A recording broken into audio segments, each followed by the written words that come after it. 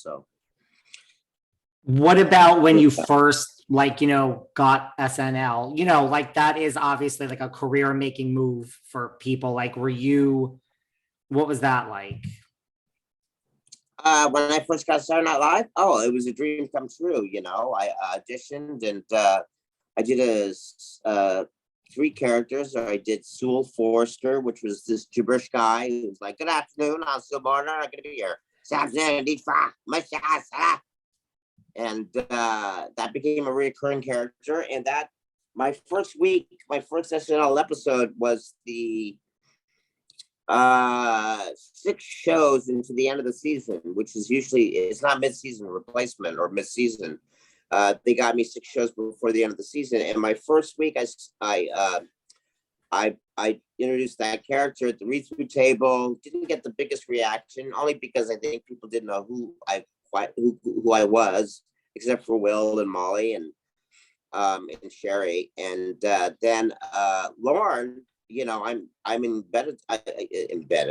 I'm so grateful to him for what he did. He looked out for me, and he put that sketch in dress rehearsal, and it went really well, and it became the first sketch of the night. So my first show that I ever did on Saturday Night Live, the first sketch of the night was Substitute Teacher. That was the first sketch I ever did on that show, and that was the first show I ever did. So that was really cool.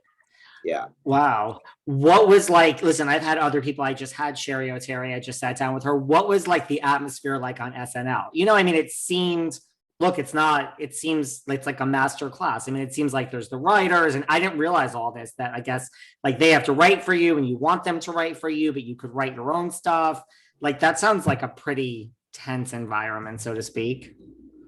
It got tense, but we were trained that way before. Cheri and I and Will were from the same improvisation little company in LA, and we were taught how to write, taught how to create characters. So we already had a pretty good education in that field. We didn't come from stand-up.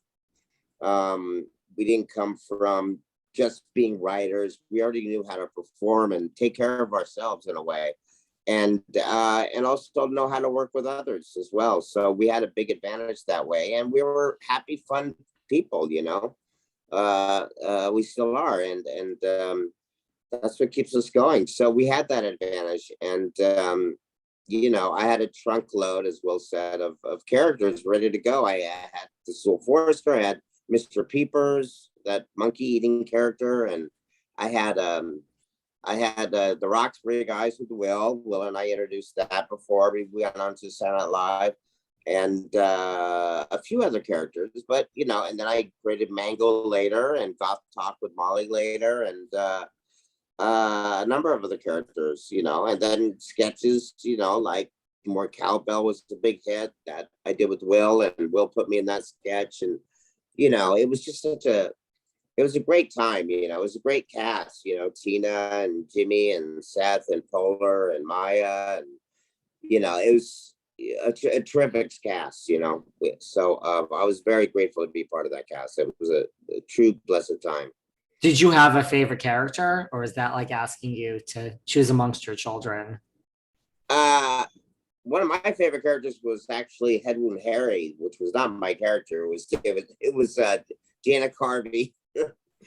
When he came home from a party and half his head was missing, and the dog at the party was chewing the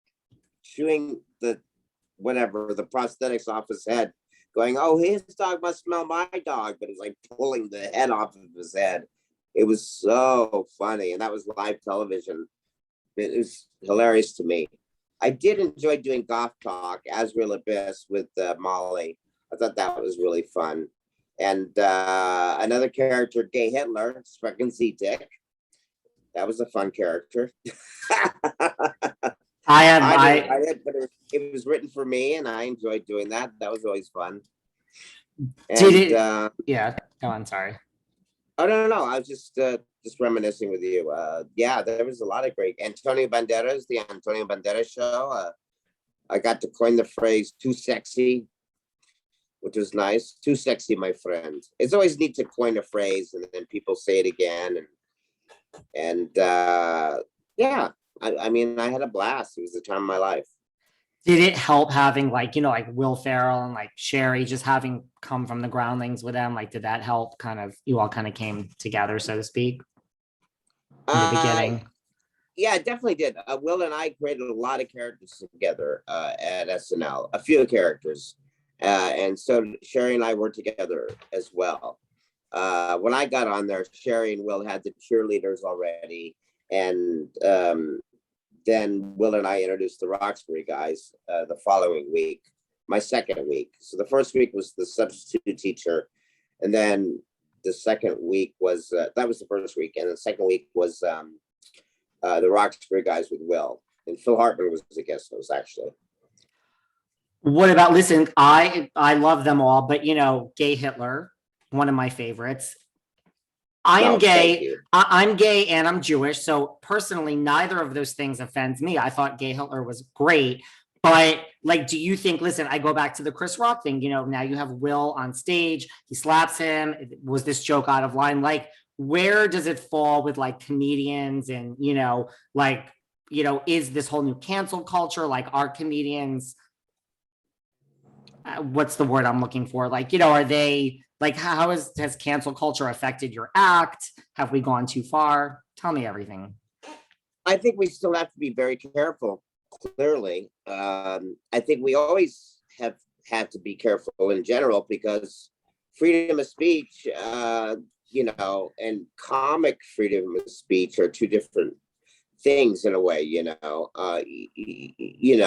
but on the Oscars, it was kind of strange, even though it wasn't intentional, but to hit a comedian for saying something that was a joke, but was taken in a different direction and not taken lightly. And then he got angry and punched Chris Rock, and then he won an Oscar, not for that performance, but for another performance. But it's an interesting. I think it's when I do the red carpet, a lot of people were like, ask me questions about it, and I didn't say anything. I said there's so many things I wanted to say, but I didn't.